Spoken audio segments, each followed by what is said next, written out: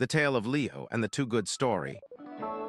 Today you'll hear how a tidy story can outshine hard numbers and what we can do about it. Your guide is Maya Brooks. I want to take you to a small town diner where the coffee is strong and the gossip is stronger. One rainy Tuesday, Leo, a quiet plumber in his 40s, slid into the corner booth. He had never owned a single stock, but tonight he looked ready to conquer Wall Street. Across from him sat his old high school buddy, Rick, who now sold insurance. Rick leaned forward, eyes shining like he had a secret map to buried treasure. He said, "Leo, forget mutual funds. This crypto outfit pays 30% a month." Leo blinked, wiped his hands on his work shirt, and asked, "Isn't that a high?"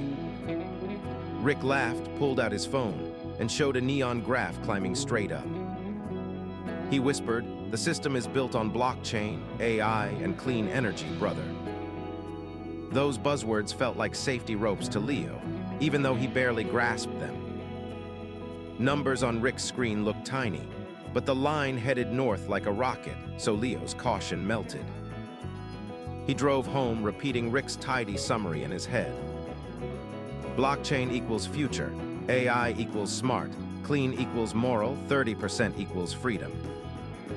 Each phrase fit Leo's hope of sending his daughter to college without loans.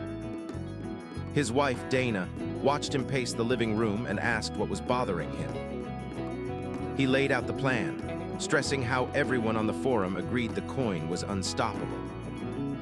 She raised an eyebrow, opened her battered laptop, and searched project name plus complaint.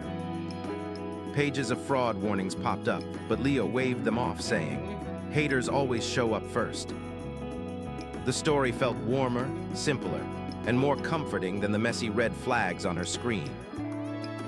Next morning, Leo walked into the bank and withdrew $15,000 from their savings. Teller asked twice if he was sure.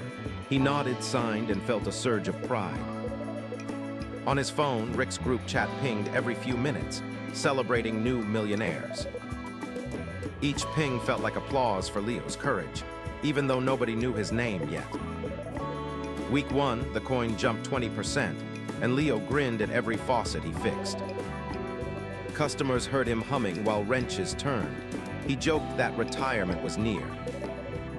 Week 2, coin prices wobbled, but the chat moderators blamed market manipulation and urged holders to buy the dip.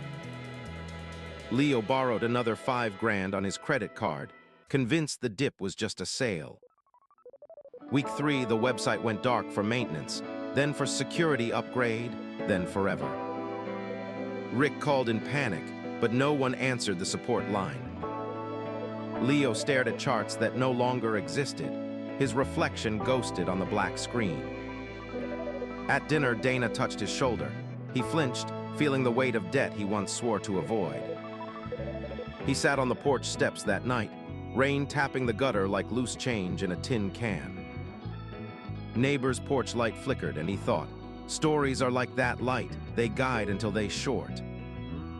Next day, he visited the local community college and asked about financial literacy classes. Teacher smiled, handed him a schedule, and said, "First lesson, if it sounds too good, ask who profits from the telling." Leo worked extra shifts, paid off the card, and started a plain index fund account. Growth was slow, graphs were boring, but it moved with the real economy, not wishful thinking. Rick, embarrassed, avoided him for months, until Leo invited him for coffee and admitted his own greed. They now meet monthly, review facts, compare sources, and laugh at buzzwords like guaranteed moonshot. One quiet evening, Leo's daughter asked why he kept a faded coin on his key ring.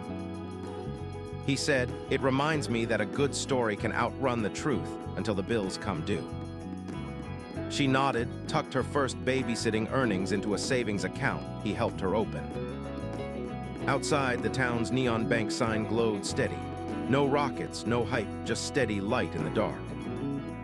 Summary: Leo believed a slick tale that fit his dreams and ignored the messy data. Chasing a tidy narrative cost him money, pride, and peace. By facing the discomfort of boring facts, he rebuilt slowly and learned to question stories that glow too bright. When a promise feels perfect, pause, ask who crafted the tale, and let the numbers speak in their quiet, stubborn voice.